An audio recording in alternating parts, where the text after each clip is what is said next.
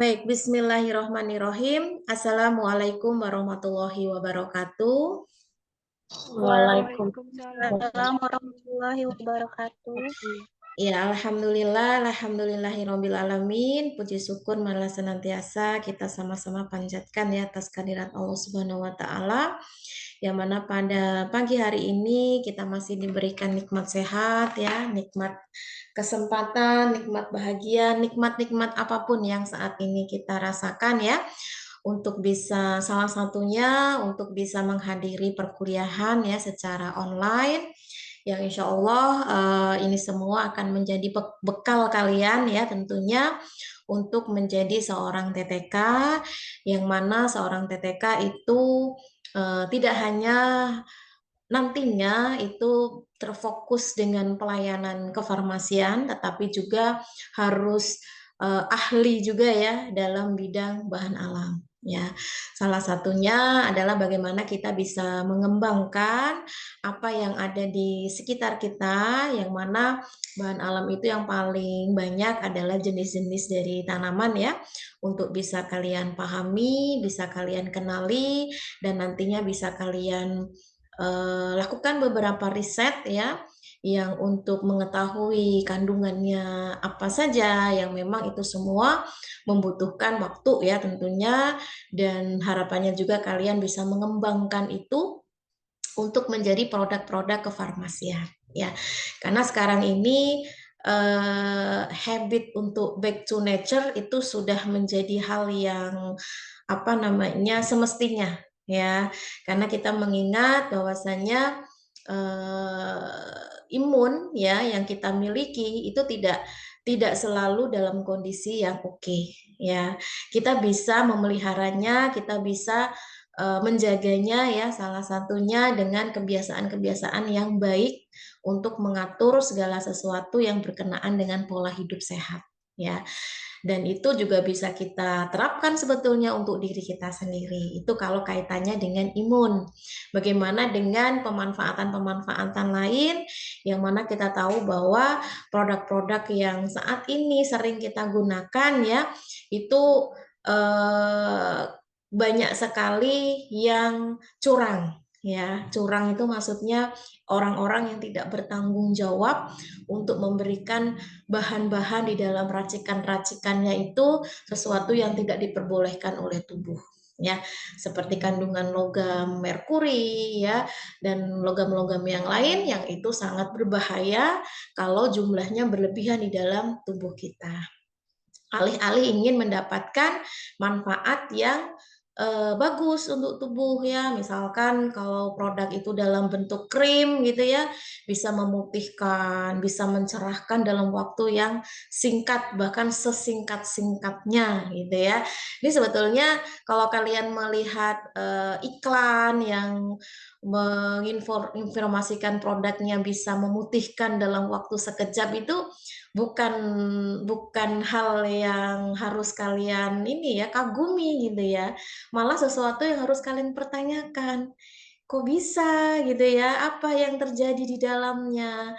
Lalu kerjanya bagaimana si produk itu terhadap kulit? Nah, itu kan sesuatu yang menggiring kita untuk akhirnya berpikir, oh ternyata ini sesuatu yang tidak diperkenankan, tidak dianjurkan untuk kesehatan. Artinya dalam hal ini kalian harus bijak ya. Boleh kita memanfaatkan itu semua, tapi harus dalam dosis yang sudah ditetapkan, atau batas ambangnya itu tidak boleh melebihi. Nah, bagaimana caranya untuk bisa mendapatkan itu semua tanpa harus um, menggunakan bahan-bahan yang berbahaya? Sebetulnya semua tergantung mindset kita ya. Kita ini ingin mendapatkan manfaat itu dalam waktu yang sekejap atau berproses gitu ya. Kalau orang yang tidak sabaran pasti inginnya sekejap, instan ya. Padahal sesuatu yang instan itu tidak semuanya baik. Tidak semuanya itu sesuai dengan apa yang kita butuhkan. Tapi kalau kita mau berproses ya dengan adanya treatment, dengan sesuatu yang terus-menerus ya, tanpa adanya bahan-bahan yang berbahaya itu tadi, ya insya Allah bisa kita mendapatkan apa yang kita inginkan. Apalagi itu semua sudah jelas-jelas ada di sekeliling kita, ya. Salah satunya adalah semua kandungan-kandungan metabolis sekunder yang ada di dalam suatu bahan alam itu berpotensi sekali untuk salah satunya sebagai zat-zat antioksidan. Kalau kalian belajar tentang zat antioksidan, ini bukan sesuatu yang merugikan, justru malah menguntungkan, ya. Karena kita tahu kulit kita ini kan tidak bisa tidak berkontak dengan lingkungan, ya. Pasti harus mau nggak mau kita harus berkontak dengan lingkungan. Nah, dengan adanya kontak itu akhirnya memungkinkan kita untuk bersentuhan dengan hal-hal yang tidak selalu baik untuk tubuh kita. Adanya radikal bebas, yang semua itu bisa masuk di dalam tubuh kita sebagai agen toksik, ya, sesuatu yang bisa merusak sel-sel tubuh kita.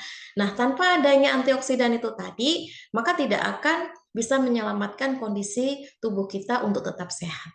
Nah, itu tadi ya, semua kembali bagaimana prinsip kita untuk menerapkan gaya hidup yang sehat, ya, bukan gaya hidup yang instan. Nah, ini kan lagi banyak tuh kasus-kasus yang mulai merebak, ya. BPOM aja sudah menganulir beberapa produk-produk kosmetik yang sejauh ini sudah mendapatkan izin edar, tapi ternyata ketahuan bodongnya gitu, ya, ketahuan tidak baiknya atau curang itu tadi, ya. Nah, harapan saya sih kalian yang nantinya punya kemampuan untuk bisa meracik, ya, dan itu kemampuan ini legal loh, bukan sesuatu yang ilegal. Kalian legal karena nantinya kan kalian mendapatkan apa sertifikat, ya, yang menandakan kalau kalian itu adalah ahli di dalamnya, ya, bisa meracik obat, ya, kemudian bisa meracik kosmetik, gitu kan? Ya tentunya dalam hal ini harus ada kerjasama yang baik dengan apoteker. Nah, tetapi bukan berarti dengan kalian bisa semua itu jadi semena-mena, ya. Karena banyak hanya ingin mendapatkan keuntungan yang besar, akhirnya itu tadi, ya, meninggalkan hal-hal yang semestinya tidak dilakukan, ya. Sayang sekali kalau sampai yang melakukan itu adalah yang ahli di bidangnya. TTK, ya, apoteker, dokter. Aduh, ini hal yang kayaknya sekolah tinggi-tinggi itu buat apa kalau ujung-ujungnya membuat kericuhan seperti itu dan akhirnya membuat kebohongan, ya, dan akhirnya merugikan masyarakat. Nah, jadi masyarakat pun juga harus cerdas, ya. Artinya jangan sampai tergiur dengan orang yang mempromokan gitu, ya, yang kulitnya sudah putih, cantik, ya, dia mengatasnamakan produk itu, ya belum tentu juga, ya, belum tentu juga. Makanya dalam hal ini kalian harus bisa memberikan edukasi yang baik, ya. Ini sekedar pengantar karena saya beberapa kali lihat infotainment berita itu masih kaitannya dengan kosmetik yang abal-abal itu tadi, ya. Jadi sangat disayangkan, miris gitu, ya. Kenapa banyak orang pintar-pintar tapi keblinger gitu, ya. Tahu ilmunya tapi akhirnya membohongi masyarakat hanya karena ingin meraup keuntungan. Ya semoga sih itu tidak terjadi di sini, ya. Nanti kalau kalian sudah pinter bikin racikan untuk kosmetik atau produk-produk yang lain, itu tidak akan tipu-tipu seperti itu. Benar-benar menggunakannya semestinya dan benar-benar apa yang dilaporkan ke BPOM ya itulah yang dijual, ya, tidak sembarangan gitu. Baik, itu sekedar saya sharing, ya, mengingatkan karena kapan lagi gitu, ya, mumpung kalian masih jadi mahasiswa, saya masih jadi dosen, jadi masih ada kesempatan saya untuk mengingatkan, tapi nanti kalau sudah tidak lagi jadi dosennya, kalian sudah keluar dari kampus dengan gelar AMD FAM gitu, ya. Nah, berarti sudah tidak ada kapasitas saya untuk bisa ngomong lagi seperti ini. Artinya hanya mengingatkan, semoga nanti kalian bisa menerapkan keilmuan kalian itu di tempat yang tepat, ya, sesuatu yang memang semestinya dan tidak membuat kecurangan tanda kutip itu tadi, hanya ingin mendapatkan keuntungan. Baik, untuk perkuliahan kita jadi arahnya ke sana karena memang tadi membahas terkait ranah TTK ya. Tidak hanya sekedar di pelayanan kefarmasian. Kalau pelayanan kefarmasian saya yakin hampir 100% dari kalian pernah merasakan itu semua ya. Apalagi kalian yang sudah bekerja ya. Kalau memang di lingkungan kita terutama di Lampung itu untuk TTK masih banyak sekali fokusnya untuk apa namanya itu penempatan kerjanya itu memang di bidang pelayanan kefarmasian. Kenapa? Karena memang kita mengingat di Lampung itu sendiri belum ada ya yang memang benar-benar fokusnya di bahan alam. Tapi kita tidak menutup kemungkinan ya. Siapa tahu di antara kalian nantinya ya ada yang ingin menjadi entrepreneur ya, yang memang ingin mengembangkan bidang keahlian kalian sebagai TTK untuk mengembangkan bahan alam sebagai produk-produk kefarmasian yang itu bisa menjadi amal jariah kalian ya, tentunya yang bermanfaat ya, yang itu bisa diambil dari lingkungan, dari alam ya. Baik, untuk pertemuan kita hari ini ya, kita akan membahas tentang tata nama ilmiah tanaman ya. Ini seringkali saya menyebutkan bahwasanya semua makhluk hidup yang ada di bumi ini ya, itu harus jelas identitasnya. Ya, kita sebagai manusia itu pun juga harus jelas identitasnya. Apalagi manusia ya, tidak boleh tertukar satu individu dengan individu yang lain. Ya, namanya jelas, tanggal lahirnya jelas, pokoknya biodatanya harus jelas semua. Nah, itu pun juga berlaku dengan bahan alam dari tanaman ya. Karena kita mengingat tanaman pun juga memiliki keluarga, memiliki kerajaan ya, memiliki ya keluarga itu tadi ya yang akhirnya nanti ada kemiripan-kemiripan satu dengan yang lain. Kenapa kok kita begitu dituntut untuk harus belajar tentang tata nama ilmiah tanaman? Sebetulnya semua dikembalikan dengan kebutuhan kita ya. Jangan sampai nanti kita hanya bisa dan hanya mau memanfaatkan saja tetapi tidak mau bagaimana mempelajari ya tata nama itu tadi dan akhirnya tidak keliru atau tidak tertukar satu dengan yang lain. Jangan sampai nanti kita menyebutkan suatu tanaman memiliki kemampuan untuk obat ya, misalkan sebagai treatment penyakit jantung misalkan. Tetapi kita salah menyebutkan namanya. Ya, akhirnya ketika orang lain membaca riset kita atau artikel kita menyebutkan tanaman itu karena sudah percaya itu tadi ya, dimanfaatkanlah tanaman itu. Ternyata maksud kita bukan itu, ya. Akhirnya kita menjerumuskan orang, ya. Artinya dalam hal ini jangan sampai itu terjadi. Karena tata nama ini sifatnya harus internasional. Artinya tidak cuma nasional dari kita, tapi internasional. Seluruh dunia itu harus memiliki tata nama yang sama. Jadi kalau di sini tanaman X ya tanaman di negara lain juga namanya X juga. Ya, walaupun di setiap daerah itu pasti memiliki nama khasnya masing-masing. Tapi kita punya nama paten ya, nama ilmiah yang itu berlaku secara internasional. Mau di Indonesia, mau di Malaysia, mau di negara-negara manapun itu harus sama ya. Baik, kita lanjutkan. Nah, sebetulnya kalau kita berbicara masalah tata nama itu ada ilmu tersendiri ya, ilmu tersendiri yang mempelajari. Tapi kalau di bidang kefarmasian ya, khususnya adalah D3, keilmuan ini tidak berdiri sendiri, tetapi dia berada dalam satu mata kuliah, yakni mata kuliah farmakognosi. Karena memang di situ banyak membahas terkait tanaman, ya, morfologinya, anatominya, ya, yang membedakan karakteristik satu dengan karakteristik yang lain. Nah, itu semua akan menjadi bekal awal ya untuk kita bisa memahami tata nama ilmiah tersebut. Kenapa? Karena tata nama ini tidak akan terlepas dari karakteristik morfologinya. Ya, karena prinsipnya semakin mirip kemorfologiannya, pasti kekeluargaannya semakin dekat.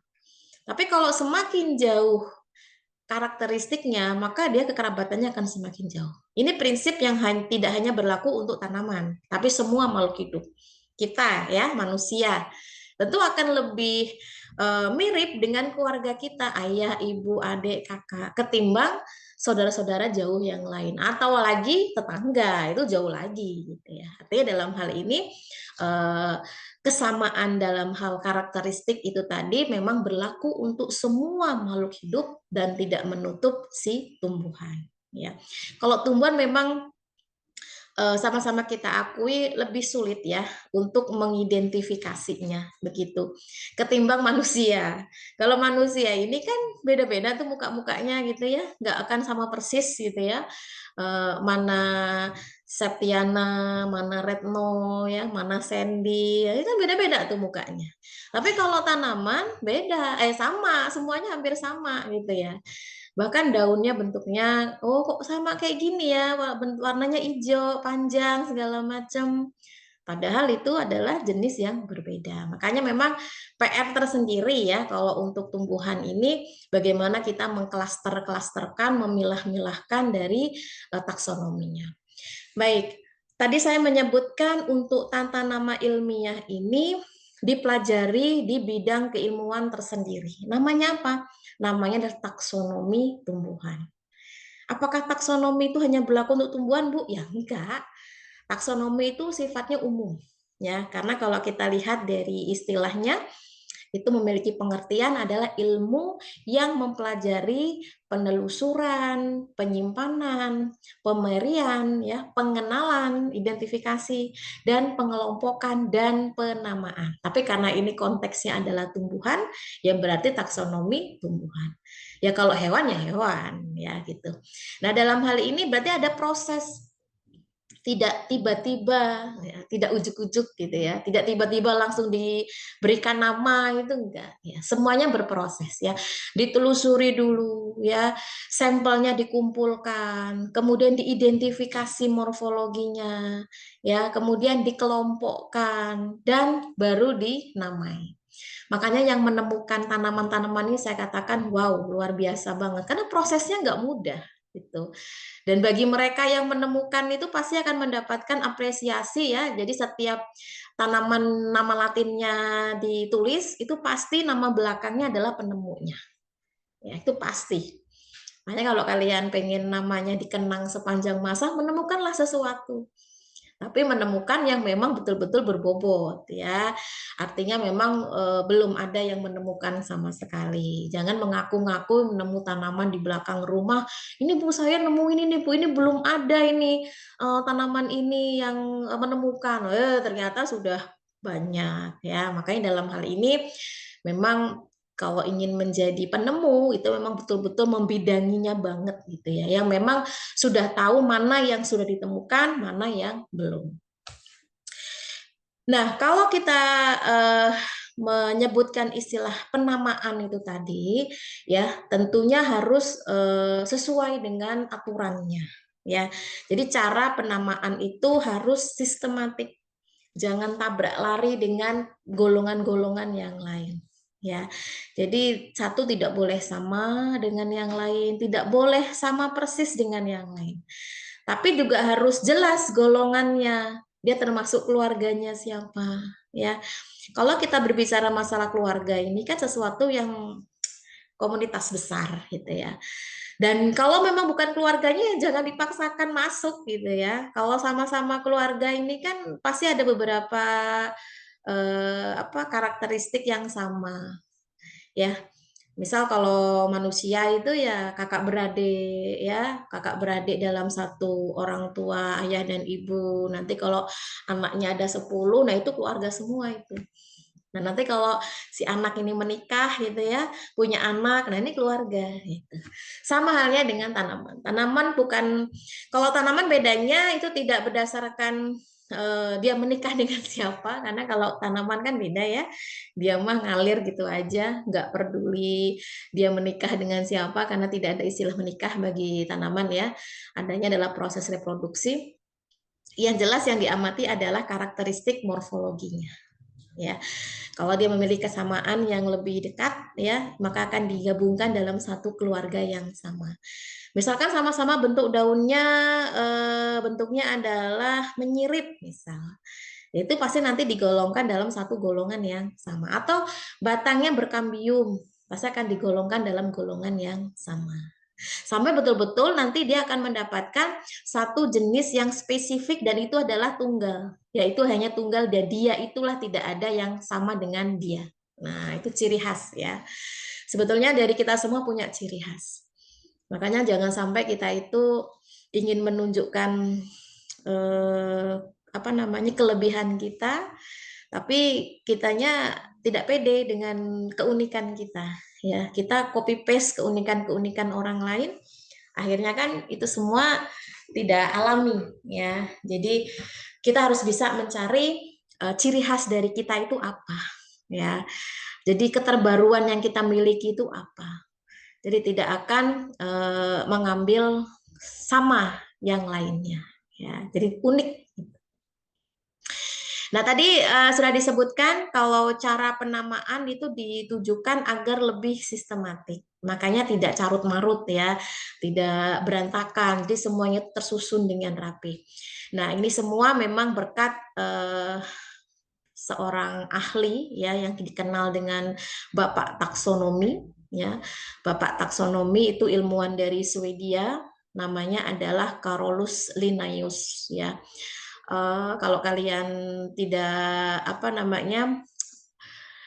sering melihat nama-nama Latin itu kalau di belakangnya ada tulisan L disingkat titik gitu ya, L titik. Nah, itu adalah Bapak Linnaeus karena memang beliaulah yang banyak menemukan, yang berkontribusi dalam penamaan-penamaan. Yang lain-lainnya banyak ya. Artinya dalam hal ini yang pertama kali yang mengembangkan ilmu taksonomi itu adalah Bapak Carolus Linnaeus ya. Itu saya yakin di antara kalian bahkan termasuk saya itu belum ada yang lahir ya. Karena waktu atau tahunnya ini sangat jadul banget ya, 1707 sampai 1778 ya. Oke, di sini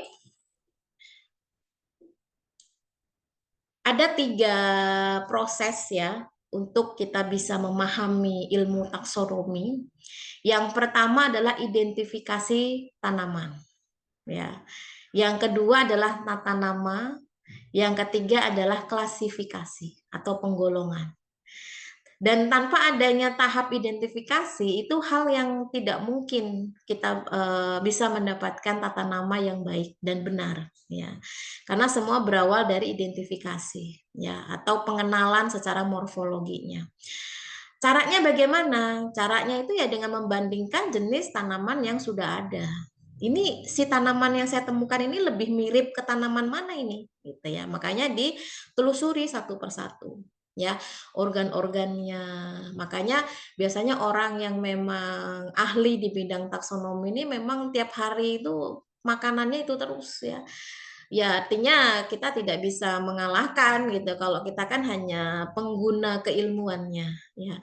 Tapi kalau mereka itu memang benar-benar yang menciptakan ilmu itu dan yang mempelajari dari awal dan tahu perkembangannya seperti apa. Jadi tidak akan mungkin keliru untuk bisa memberikan satu nama dalam beberapa jenis tanaman. Ya, jadi satu jenis ya satu nama. Tidak boleh kembar atau tidak boleh double gitu ya.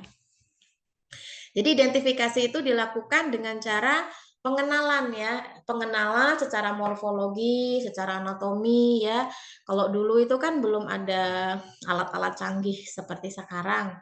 Kalau sekarang ini tidak cuma sekedar morfologi dan anatomi ya. Kalau sekarang ini bahkan dari segi pemeriksaan genetik pun harus tetap dilakukan gitu ya karena lebih menjamin ya karakteristik genetiknya seperti apa, susunan genetiknya seperti apa.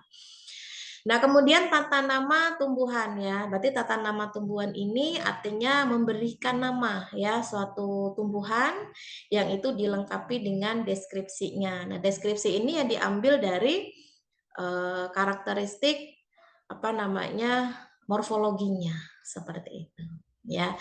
Kemudian klasifikasi tumbuhan, pengelompokan ragam tanaman dengan sistem tertentu ya, sehingga diperoleh ikhtisar dari silsilah tanaman tersebut. Jadi nanti kita belajarnya itu lebih kompleks ya. Jadi dia akan memahami dari semua golongan-golongan yang itu nanti di ikhtisar atau silsilahnya jelas ya. Dia dari kingdom apa, dari divisi apa, dari apa ordo apa, kemudian dari genus apa, itu nanti jelas silsilahnya ya. Kita kalau belajar silsilah itu kan seperti silsilah keluarga ya. Kita ini orang tuanya siapa, nanti orang tua kita itu orang tuanya siapa lagi, nanti orang tuanya sampai ke atas, sampai ketemu beberapa generasi gitu ya. Nah, ini juga sama seperti tumbuhan.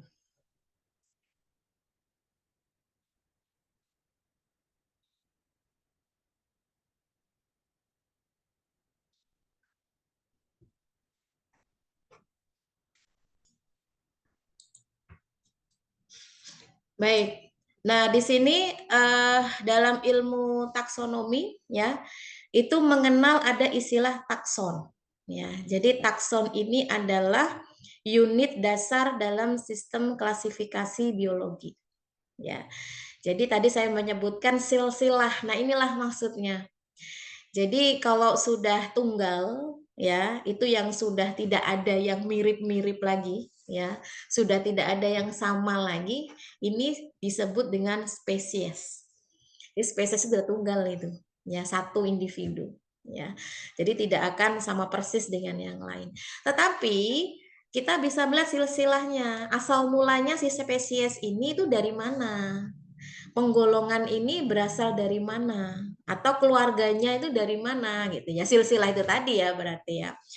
Jadi kalau kita berbicara masalah spesies berarti kan tunggal nih, dilihat cuma satu kan, tapi ini memiliki beberapa kesamaan dengan tanaman-tanaman yang lain ya. Misalkan saya ambil contoh, ini adalah tanaman mawar, bunga mawar ya. Kalau nama spesiesnya yang sudah tunggal itu adalah Rosa gallica. Ya, ini sudah tunggal nih.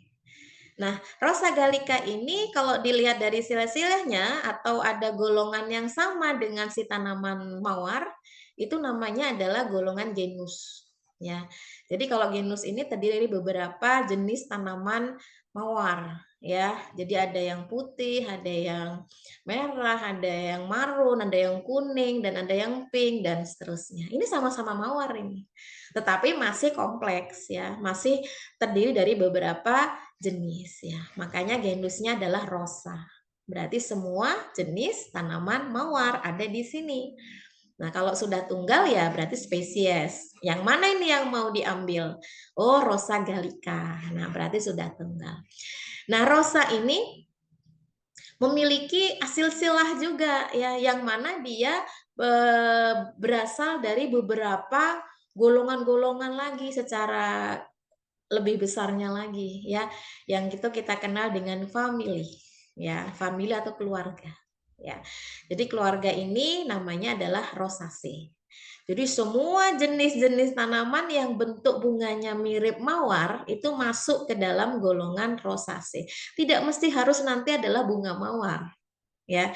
Kalau kalian perhatikan di sini kan ini tanaman-tanaman yang bukan bunga mawar semua. Tapi dia memiliki karakteristik yang hampir sama dengan mawar. Tapi bukan. Tapi dalam golongan yang besar ya. Kemudian ada ordo, ada kelas, ada filum, dan bahkan ada kingdom. Jadi kalau semakin ke atas berarti golongannya semakin lebar, semakin luas, karakteristiknya juga semakin macam-macam. Ya, akhirnya sebetulnya kita ini kalau manusia, kalau mau dibuat silsilah, kalau kita punya keyakinan beragama Muslim ya, kita semua adalah keturunan dari Adam dan Hawa, titik selesai. Ya, berarti intinya semua kita ini berasal dari satu keluarga yang sama. Kalau kita merujuk pada sesuatu yang lebih besar lagi, gitu ya. Tapi kan itu prosesnya panjang banget itu. Bahkan kita sudah punya keanekaragaman genetik yang berbeda-beda, gitu ya. Artinya dalam hal ini semakin ke bawah itu akan semakin memiliki karakteristik yang lebih spesifik dan akhirnya merujuk ke individu yaitu spesies. Kalau kita berbicara masalah kingdom, kerajaan, itulah kerajaan plante. Semua jenis tanaman masuk ke dalam golongan kerajaan ini. Kecuali hewan, kecuali manusia, kecuali bakteri, kecuali yang lain-lainnya. Pokoknya hanya yang memiliki karakteristik tumbuhan. Yaitu apa? Semua makhluk hidup yang memiliki kemampuan berfotosintesis. Itu semua dimasukkan ke dalam golongan plante. Itu ya. Jadi semakin ke atas itu dia menunjukkan jumlah yang semakin besar, karakteristiknya beragam, ya berarti semakin ke bawah itu semakin mengkerucut, karakteristiknya semakin dipersempit lagi, yang agak-agak beda disingkirin ya, sampai betul-betul dia mendapatkan yang tunggal.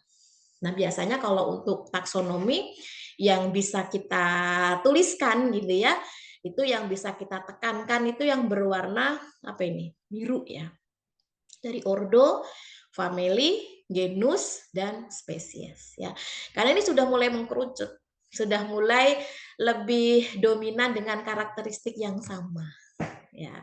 Apalagi genus. Genus ini sudah jelas-jelas adalah jenis tanaman-tanaman rosa atau tanaman-tanaman mawar ya, walaupun dalamnya masih banyak itu jenisnya, ada mawar ini, mawar merah, mawar kuning, mawar ini semuanya ya.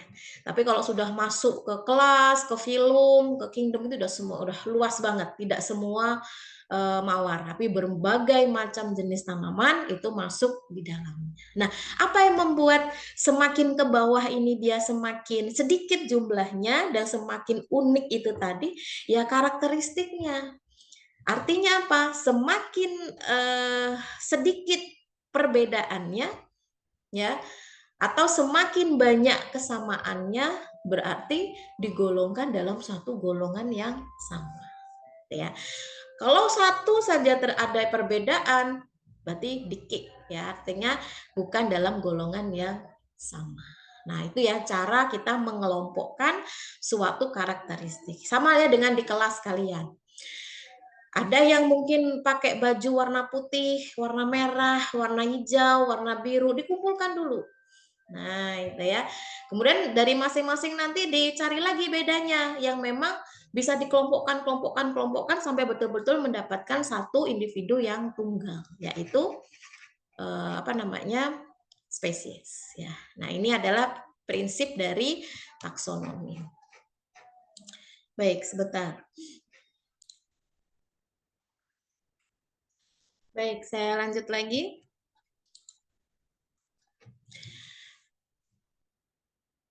Setelah kalian memahami ya untuk bagaimana proses kita mengelompokkan suatu tanaman ya yang memang itu tidak tiba-tiba gitu ya. Artinya semua itu harus ditelaah, ditelusuri dari pangkalnya seperti apa ya, kemudian ujungnya seperti apa. Karena dengan begitu kita tidak akan keliru untuk bisa memberikan nama. Karena kita juga harus melihat karakteristik-karakteristik yang dimiliki itu lebih dominannya, itu lebih condongnya itu masuk ke kelompok berapa ya. Yang mana kelompok itu tentunya memiliki karakteristik yang hampir mendekati sama dengan yang kita mau beri nama ya. Jadi tidak asal memasukkan ya, harus ada bukti-bukti ilmiah ya yang menunjukkan adanya kesamaan baik secara morfologinya, baik secara anatominya, dan itu kalau secara teknologi yang canggih secara genetiknya ya. Selanjutnya adalah tata nama binomial ya. Jadi tata nama binomial atau kita kenal dengan tata nama dua nama ini sebetulnya lebih merujuk pada spesies ya yang sudah tunggal itu tadi. Karena kan kita ingin memberikan nama yang memang tanaman itu tunggal kan, tidak sama dengan yang lainnya. Jadi tata nama binomial atau dua nama ini adalah aturan nama baku bagi semua organisme ya yang terdiri dari dua kata ya. Yang secara taksonominya kalau kalian lihat pada gambar ini tadi itu mengambil dari genus ya, genus dan spesies ya. Ini ada dua tata nama yang bisa dijadikan untuk proses penamaan. Nah, nama ilmiah yang dipakai ya itu adalah nama baku yang diberikan dengan bahasa Latin. Ya, jadi memang bukan bahasa Indonesia, bukan bahasa Inggris, bukan bahasa-bahasa yang lain, tetapi bahasa Latin ya. Yang itu memang sesuai dengan keilmuan nenek moyang dulu, semua berawal dari bahasa Yunani, yaitu bahasa Latin ya. Yang mana tata nama itu diatur ya dalam ICBN. Apa itu ICBN? ICBN adalah International Code of Botanical Nomenclature. Jadi memang sudah ada pengaturan untuk tata nama itu sehingga tidak akan salah memberikan nama dan sudah benar. Ya, jadi akan terdeteksi kalau seandainya kita memberikan nama yang salah ya atau nama itu sudah ada sebelumnya. Nah, ini akan terdeteksi karena database semua jenis-jenis tanaman itu sudah ada penamaannya dengan jelas dan semuanya sudah terangkum dengan baik ya, sudah tersimpan dengan baik sampai awal mula dulu sampai sekarang. Jadi memang semuanya itu keilmuan ini akan terjaga terus gitu ya. Jadi tidak akan terkotak-kotak, tidak akan terpisah-pisah. Jadi semuanya berkelanjutan. Bahkan dari spesies yang kita anggap itu menjadi tanaman tunggal ya, dengan seiring teknologi ilmu pertanian yang ada sekarang gitu kan. Dalam satu jenis tanaman pun itu karakteristiknya bisa dibuat beda-beda lagi. Ya, kita kenal dengan istilah varietas ya. Varietas itu adalah karakteristik yang memiliki perbedaan dalam satu spesies. Ya, kalau ini tujuannya untuk supaya meningkatkan kualitas, tidak masalah ya. Yang penting tidak menghilangkan sifat keasliannya. Misalkan ingin mendapatkan pangan, sumber pangan padi misalkan, ya. Oryza sativa, ya. Apa namanya yang memang kita tahu saat ini itu kan sudah banyak teknologi-teknologi ya yang bisa membuat kualitas suatu tanaman padi itu memiliki hasil yang lebih baik ya. Ada jenis ini, jenis ini, jenis ini. Nah, ini kalau orang petani udah paham banget gitu ya. Padahal itu dalam satu jenis tanaman yang sama. Itu namanya varietas ya. Oke, di sini saya coba berikan contoh biar kalian ada gambaran dan kalian bisa menuliskan. Ya, paling tidak kalau tidak menemukan, menuliskan aja lah ya. Kalau menemukan mungkin sesuatu yang butuh waktu ya, butuh effort tersendiri.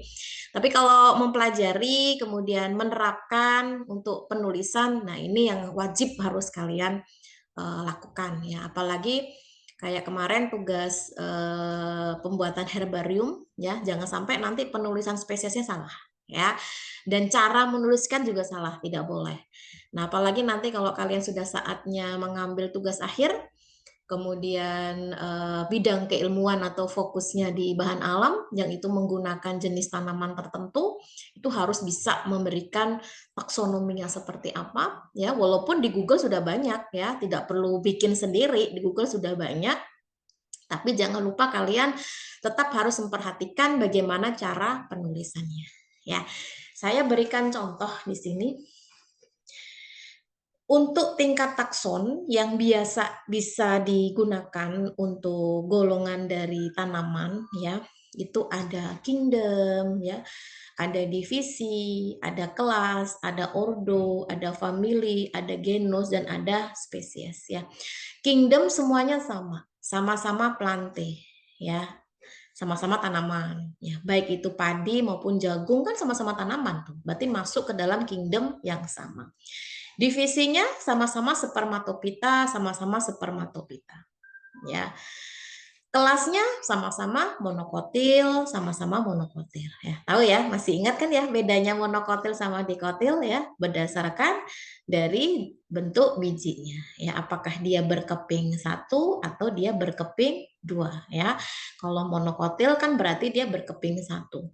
Mau padi, mau jagung ini sama-sama berkeping satu.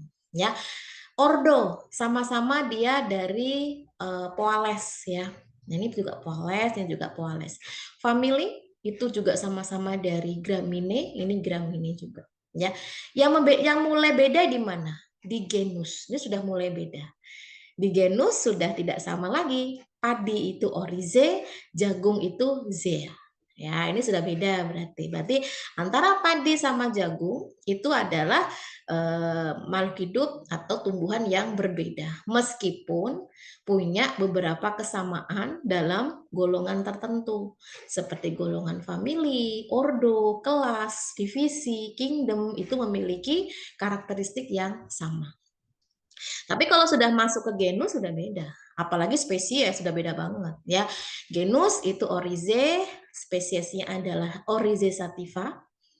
Sedangkan kalau jagung itu Jea ya, spesiesnya adalah Jemais ya. Jadi kita tidak akan bisa tertukar ya antara padi dan jagung. Bahkan dari kasat mata aja udah kelihatan beda kan antara padi sama jagung gitu. Tapi mereka ini memiliki silsilah yang sama, silsilah yang berasal dari golongan yang sama, dari family sampai ke kingdom ya. Nah, bagaimana untuk cara penulisannya?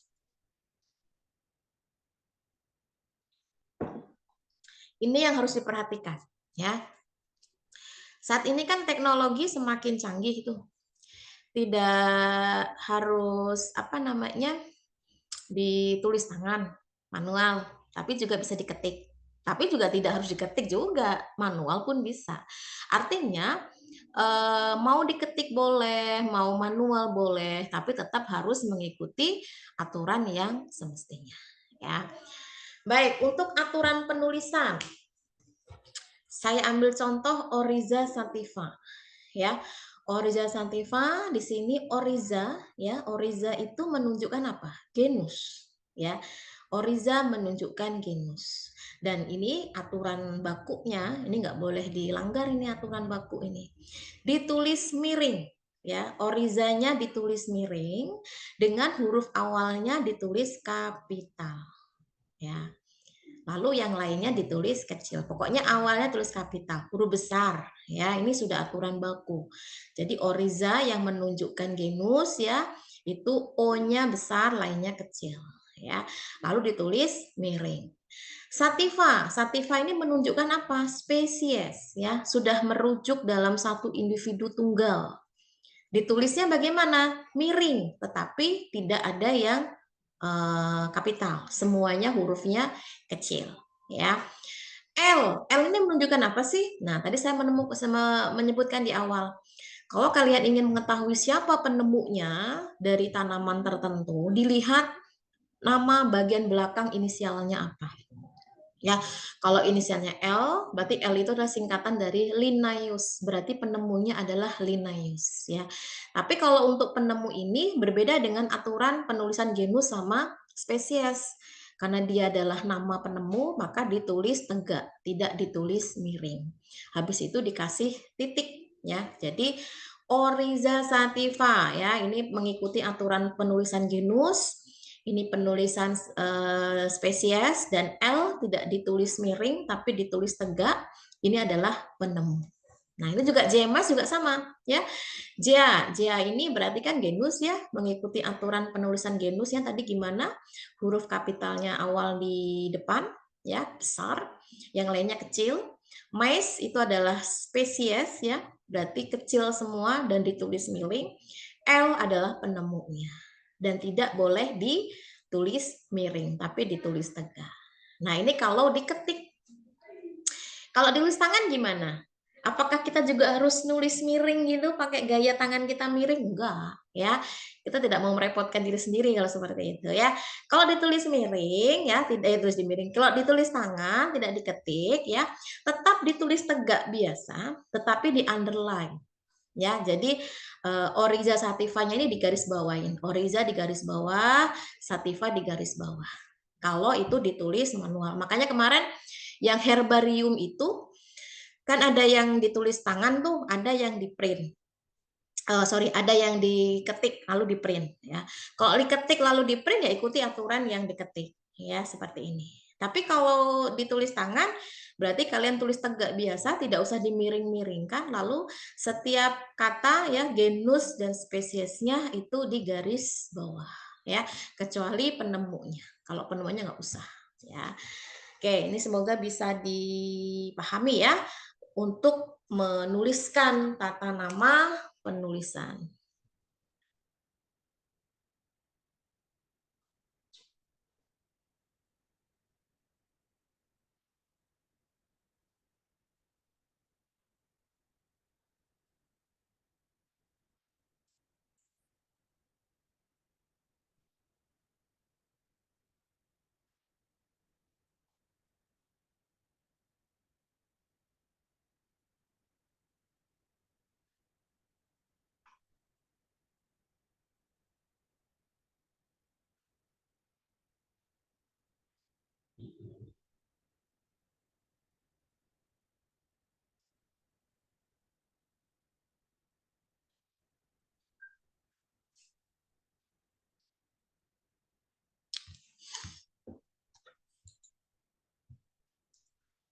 Oke, itu secara teori ya sudah saya sampaikan bagaimana cara untuk tata nama penulisan ya. Nah, sekarang saya akan melanjutkan. Tadi saya di awal menyampaikan kalau pertemuan ini ada 2 tujuan ya. Satu untuk secara teori ini sudah clear. Kemudian yang kedua ada penugasan nanti yang bisa diklaim untuk nilai praktikum ya. Jadi penugasan ini nanti akan saya gunakan untuk pertemuan praktikum yang dilaksanakan secara daring ya. Saya jelaskan dulu untuk yang praktikumnya ya. Jadi yang praktikumnya itu sifatnya mandiri meskipun kalian berasal dari kelompok yang sudah ditetapkan, tetapi tidak perwakilan, tetapi masing-masing dari mahasiswa harus membuat. Ya, makanya jangan sampai tidak ada yang tidak menyimak ya. Jadi semuanya harus menyimak karena ini aturan-aturan yang jangan sampai terskip ya, apalagi terselip gitu ya. Jangan sampai nanti ada yang tidak mengerjakan. Karena saya sebut sebagai praktikum mandiri. Artinya dari masing-masing mahasiswa itu harus melakukan semuanya di tempatnya masing-masing ya. Tidak perlu untuk bingung mengatur waktu harus janjian di mana dengan temannya, tidak perlu karena semua bisa dilakukan di rumahnya masing-masing. Apa yang bisa saya lakukan Bu di rumahnya, di rumah saya atau di tempat kos saya atau di mana saya tempat tinggal gitu ya. Satu, tentukan satu tanaman apa saja. Pokoknya tanaman deh, kan kalau tanaman tuh banyak ya, terserah. Pokoknya satu aja yang tumbuh di sekitar tempat tinggal. Nggak usah ngoyo harus mencari tumbuhan yang jauh ya kalau untuk refreshing sih nggak apa-apa, tapi kalau untuk supaya waktunya lebih fleksibel ya dan kalian juga tidak harus mengeluarkan biaya untuk pergi ke suatu tempat ya sekitar rumah aja deh pokoknya ya, tapi memang tanaman itu yang ada manfaatnya. Jangan gabut banget, nanti kalian asal ngambil tanaman yang nggak jelas tanaman apa gitu ya. Tanaman yang memang kalian tahu itu tanaman apa, ya kalau nggak tahu ya cari tahu ya. Kemudian tanaman yang biasa digunakan untuk pengobatan apa. Ya. Kemudian setelah itu kalian lakukan proses identifikasi. Nah, kalian belajar jadi seorang peneliti di sini ya. Lakukan proses identifikasi tanaman tersebut ya yang sudah kalian pilih itu cuma satu. Jadi fokuskan dalam satu tanaman itu ya menggunakan tabel berikut ya. Satu, tingkat takson ya. Kalian tulis dulu tanamannya apa di sini ya. Artinya hanya satu saja tanamannya. Di sini kingdom, kingdomnya apa? Ya, plante misalkan. Divisi, divisinya apa? Ordo apa? Family apa? Genus apa? Spesies apa? Nah, ini sama dengan yang ini tadi. Ini saya contohkan adalah padi sama jagung. Ini udah nggak bisa dipakai lagi ya, karena sudah saya contohkan ini. Padi sama jagung ya. Berarti kalian uraikan kingdomnya apa, divisi apa, kelas apa, ordo apa, family apa, genus apa, spesies apa. Ya, silakan tentukan satu tanaman yang ada di sekitar kalian tinggal ya. Tapi tidak boleh mengada-ngada karena semuanya harus ada buktinya kalau memang tanaman itu tumbuh di tempat kalian berada ya. Nah, misalkan tanaman padi tadi. Kenapa tanaman padi itu dimasukkan ke dalam golongan plante, kingdomnya, ya? Alasan dimasukkan ke dalam taksonnya apa? Uraikan karakteristiknya, ya. Kenapa tanaman padi dimasukkan ke dalam kingdom plante? Jelaskan di sini, ya. Kemudian kenapa tanaman padi itu dimasukkan ke dalam divisi spermatopita? Tulis di sini. Kenapa tanaman padi dimasukkan ke dalam kelas monokotil? Kenapa dimasukkan ke dalam poles? Kenapa dimasukkan ke dalam famili Gramineae? Kenapa dimasukkan ke dalam genus Oryzae dan seterusnya? Ya, jadi kalian bisa uraikan di sini. Pasti ada alasannya. Yang jelas alasannya karena memiliki karakteristik yang sama. Nah, apa yang sama sehingga dia dimasukkan ke dalam kelas tersebut? Ya, jangan lupa diuraikan di sini semua ya masing-masing dan dituliskan referensi dari mana kalian memperoleh teori-teori yang menyebutkan hal tersebut. Ya, yang jelas tentukan dulu satu tanaman itu apa aja.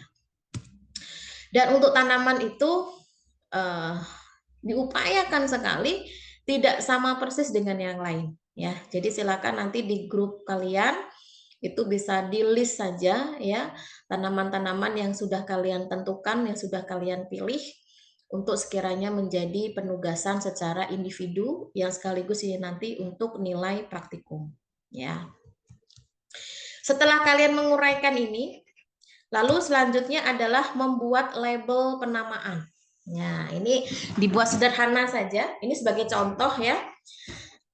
Bagaimana cara memberikan label untuk suatu tanaman. Kalau kalian perhatikan ya di taman-taman raya atau di tempat-tempat yang memang itu disengaja ditumbuhkan tanaman-tanaman ya, itu pasti di setiap bagian bawahnya itu ada tulisan untuk menjelaskan ini tanaman apa. Nah, itu adalah label penamaan. Jadi biar orang itu tahu kalau tanaman tersebut itu jenisnya apa, nama spesiesnya apa, dan khasiatnya sebagai apa. Ya. Jadi kurang lebihnya seperti ini. Nanti untuk ukuran tulisannya itu menyesuaikan dengan ukuran tanamannya. Ya kalau tanamannya gede ya jangan seuplik seperti ini ya. Kalau tanamannya gede mungkin bisa menggunakan kertas HVS ya yang utuh. Jadi lebih terlihat gitu. Jadi nanti kalau dokumentasi itu nggak terpotong gitu, bisa kebaca gitu kan. Nah, label ditulis pada kertas ya, bisa HVS ya. Kalau bisa sih jangan yang bergaris ya, karena kalau bergaris nanti mengganggu tulisannya. Yang polos ya, HVS polos, mau A4, F4 boleh gitu ya. Setelah ditulis, baru nanti di laminating ya. Isi labelnya meliputi apa aja? Nama lokal ya. Nama lokalnya apa? Misalkan nama lokalnya adalah padi. Nah, nama spesiesnya apa? Oh, Oryza sativa L. Khasiatnya apa? Nah, itu ya harus diuraikan. Jadi, nama lokal, nama Latin ya, kemudian khasiatnya di sini, lalu di paling bawah ditulis nama mahasiswa ya. Nah, kertas label diberikan pada kayu atau bambu ya yang ditempel. Kebayang lah ya kalian seperti ini. Lalu ditancapkan di dekat tanaman tersebut ya seperti pada gambar. Nah, label yang belum dilaminating ya sebaiknya sih bisa dikonsulkan dulu ke saya ya agar kalian tidak bongkar pasang kalau salah ya. Nanti saya bantu untuk cek terlebih dahulu Bu kalau kayak gini udah bener atau belum ya. Jadi nanti kalau sudah oke baru nanti saya baru kalian boleh melaminating dan membuat label seperti ini ya. Jadi jangan keburu-buru. Jadi silahkan dikonsulkan dulu ke saya, nama lokalnya apa, nama latinnya apa, kemudian khasiatnya apa. Ya.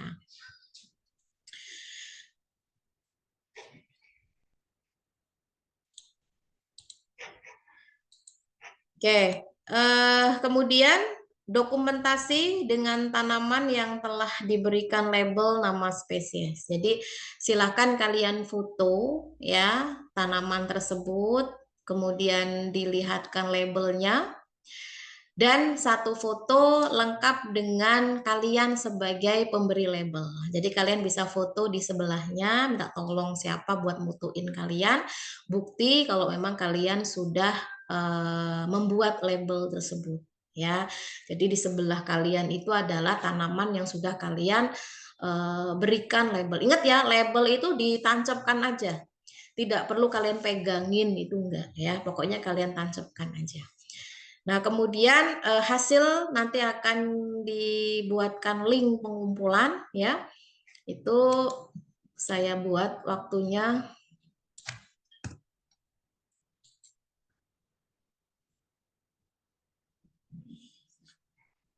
paling lambat itu saya berikan waktu sampai tanggal 2 Desember ya, paling lambat ini.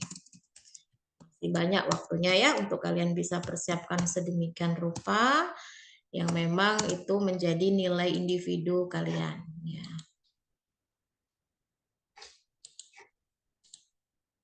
Oke, sampai sini ada yang mau ditanyakan dulu sebelum saya melanjutkan ke berikutnya?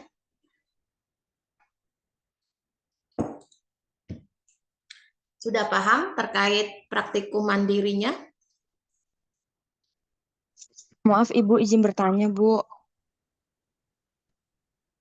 Ibu nanti ini tugasnya itu dalam bentuk Word gitu ya Bu ya?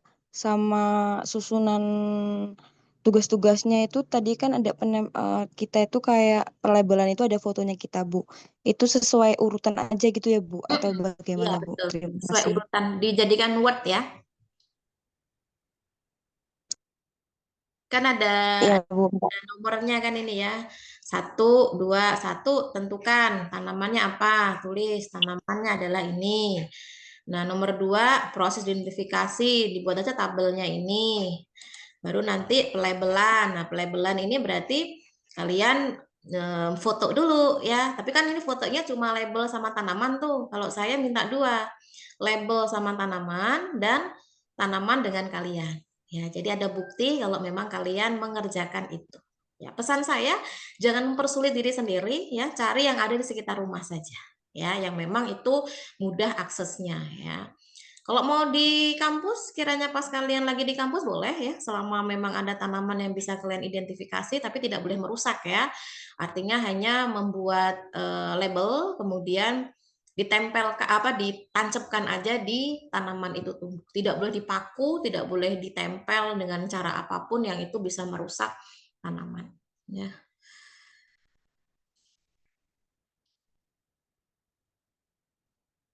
Makasih Bu. Maaf Bu, izin bertanya. Ya, silakan. Kalau untuk tanamannya misalnya dia liar gitu, tumbuhnya di tanah biasa, harus dimasukin pot atau apa? Kayak kertas gini nggak Bu? Plastik gini nggak? Gimana gimana gimana ulangi? Kalau misalnya tanamannya itu tumbuhnya liar gitu, Hmm? di tanah harus dimasukin pot atau Enggak, ya apa adanya tanaman liar itu. Apa adanya. Jadi tidak mesti harus kalian pindahkan ke pot atau pindahkan ke polybag, enggak. Ya, ini kan contoh ya, memang dia tumbuh di polybag ya udah di polybag. Tapi kalau tumbuhnya di tempat yang liar, ya enggak, di tempat tumbuhnya itulah kalian memberikan penamaan. baik Bu, terima kasih.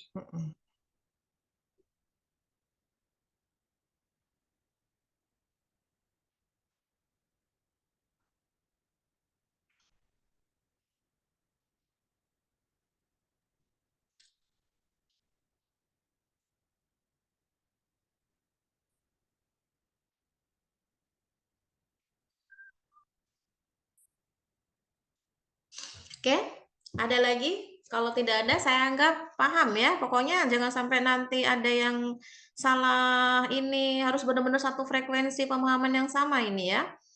Karena kalau sudah dibuat tentu akan sulit untuk bisa direvisi, apalagi kalau sudah dilaminating, sudah ditancapkan, sudah pakai apa itu namanya, kayu atau bambu itu kan sudah memakan waktu tuh.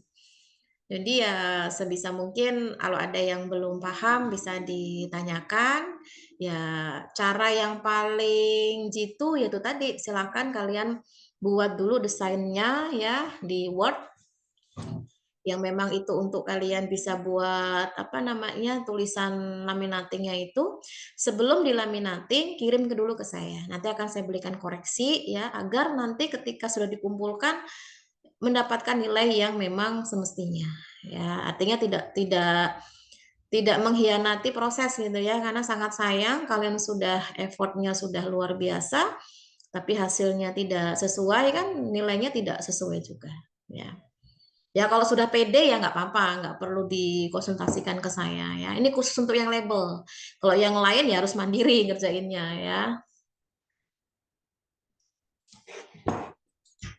Oke, kalau sudah tidak ada lagi, ada satu lagi ya. Ini sebenarnya sudah saya sampaikan sebetulnya di mata kuliah farmakognosi juga di evaluasi mutu ya. Sempat saya singgung, itu berkenaan dengan sistem database penamaan untuk tata nama seluruh makhluk hidup yang ada di bumi ini yang sudah diidentifikasi. Jadi kita mengenal adanya database yang tersimpan dalam web khusus ya, namanya adalah web ITIS, itu adalah Integrated Taxonomic Information System. Ini berlaku secara nasional bahkan internasional ya. Jadi dengan adanya ITIS ini tujuannya adalah untuk membuat database yang mudah diakses dengan informasi terpercaya. Jadi tidak asal kalian ngambil dari sumber-sumber yang nggak jelas sumbernya itu entah ngambil dari mana. Tapi kalau kalian ngambil dari database ini, insya Allah sudah dikatakan valid ya. Ini mengenai nama spesies dan klasifikasinya. Nah, basis data yang ada di dalam database ITIS ini oleh mereka yang memang bergerak di bidang taksonomi itu akan ditinjau secara berkala untuk memastikan kualitas tingginya ya dengan klasifikasi yang valid ya, adanya revisi kalau adanya perbaikan dan penambahan spesies baru yang memang baru dideskripsikan atau ditemukan ya. Dan ITIS ini tidak hanya mencakup untuk tanaman saja, bahkan dari fauna atau hewan ya itu semuanya ada dan bahkan terdokumentasi dengan baik. Nggak hanya yang makro, mikroorganisme pun juga ada ya. Jadi nanti kalian tidak asal sembarangan, tidak asal comot sana sini untuk taksonomi, tapi semuanya itu berasal dari ITIS ya. Jadi lebih mudah untuk bisa kita mengakses ya. Ini coba saya bukakan webnya ya biar kalian ada gambaran. Ini sudah saya sampaikan sebetulnya ya di video tentang evaluasi mutu ya.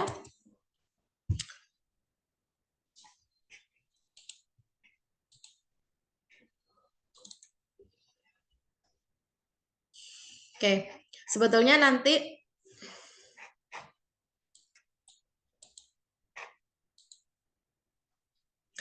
di Google itu tinggal kalian klik tulis aja ITIS nanti sudah muncul seperti ini ya. Ini kan sudah ada nih. Oh, dia di bagian pertama ya, Integrated Taxonomic Information System ITIS ya, kita klik saja. Nah, nanti kalian akan mendapatkan laman seperti ini ya. Nah, lalu saya mau kemana nih Bu? Ya karena kalian ingin mendapatkan informasi data, berarti kalian bisa mengeklik Get Data. Nah, Get Data di sini karena lebih spesifiknya itu kita akan mencari spesies, berarti diklik aja spesies ya. Nah, kita lihat tadi disebutkan kalau ITIS ini tidak hanya mencakup untuk tanaman saja, tapi semua makhluk hidup yang ada di bumi ini, dari golongan animalia, dari golongan arke, dari golongan bakteri, kromista, fungi, bahkan plante dan protozoa, bahkan virus pun juga ada. Ya, jadi semua makhluk hidup yang ada di bumi yang sudah diidentifikasi itu masuk ke dalam database ITIS. Jadi bukan sesuatu yang sulit ya, justru malah mudah karena kita mendapatkan akses yang lebih bagus dan valid gitu ya. Nah, karena kita ingin mendapatkan tanaman ya, jenis dari tanaman, berarti kita klik yang planté. Nah, saya ingin mencari tadi itu tanaman jagung ya.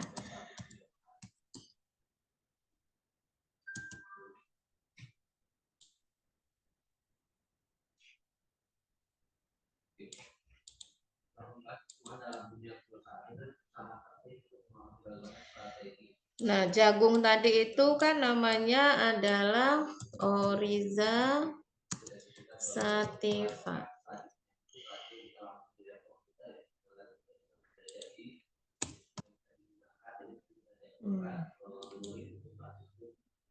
Oke.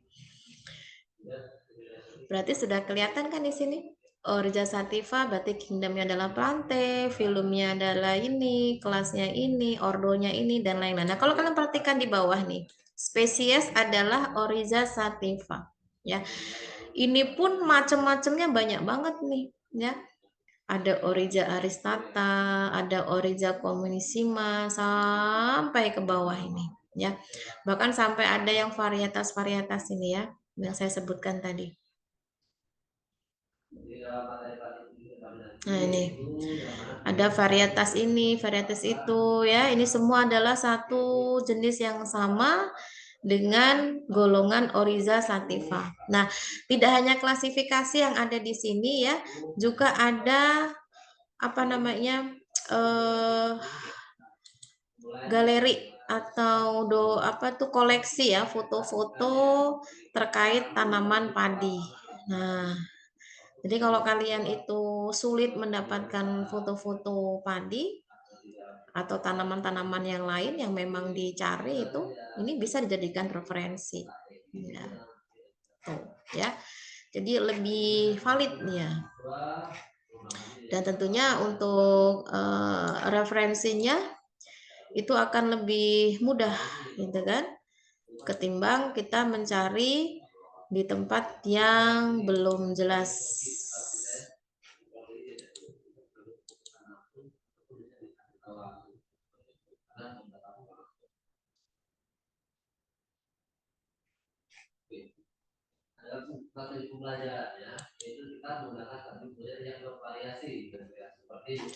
Tanamannya juga ada, misalkan saya pengen, tapi kalian juga harus tahu keywordnya dulu ya. Satunya tadi apa? Ziamais ya.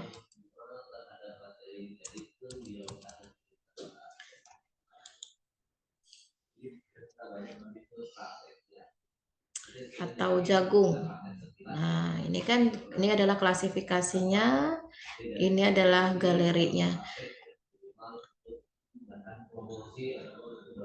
Nah, ini kalau kita lihat ya di sini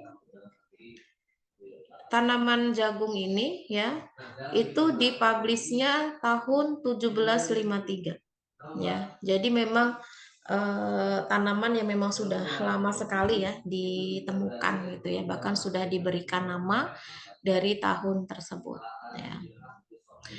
Nah, ini adalah distribusi tanaman tersebut itu bisa tumbuh ya. Jadi sudah sangat lengkap sekali di mana bisa ditemukan tanaman-tanaman yang kita maksud ya.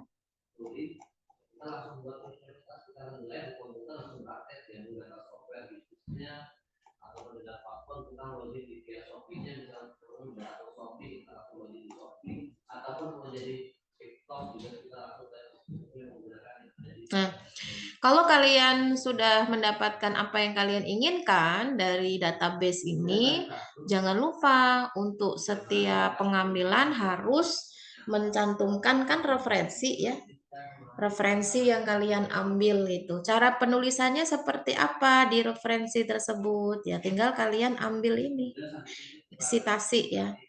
Sitasi yang memang bisa kalian gunakan kalau misalkan nanti kalian menulis karya tulis ilmiah atau apa, itu udah nggak bingung lagi untuk menyusunnya seperti apa ya. Jadi kalian bisa menggunakan citasi ini untuk referensinya. Ini banyak sekali membantu ya untuk bagaimana cara kita menemukan taksonomi. Nanti silakan bisa kalian pelajari lebih lanjut ya, karena tentunya tanamannya tidak cuma satu di situ, banyak sekali.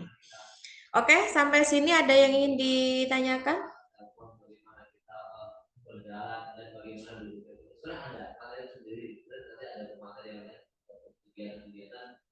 Seperti webinar ataupun kuliah umum seperti itu.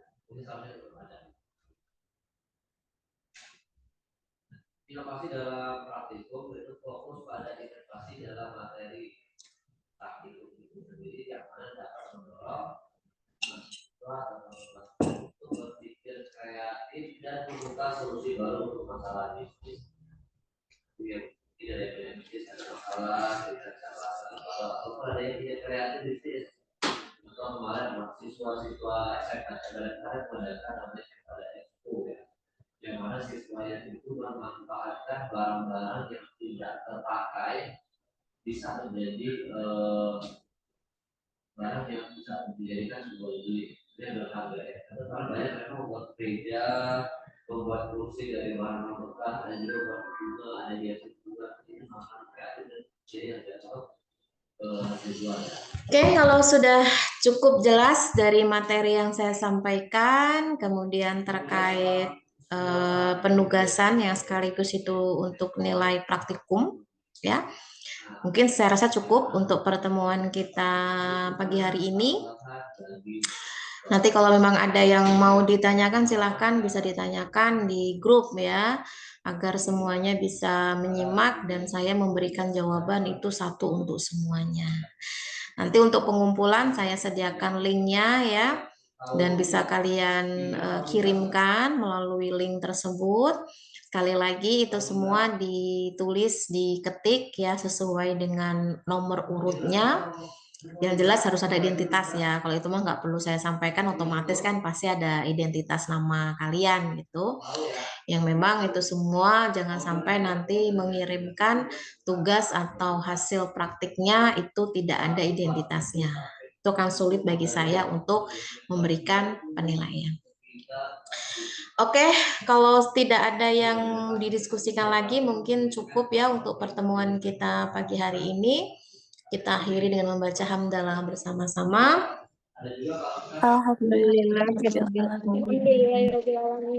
Ya, terima kasih. Selamat pagi menjelang siang. Assalamualaikum warahmatullahi wabarakatuh. Waalaikumsalam warahmatullahi wabarakatuh. Terima kasih, Ibu. Makasih ya, Bu. Terima kasih, Bu. Ini nggak di absen, Bu. Saya sudah lihat yang masuk ke akun Zoom saja. Baik, Bu. Baik, Bu.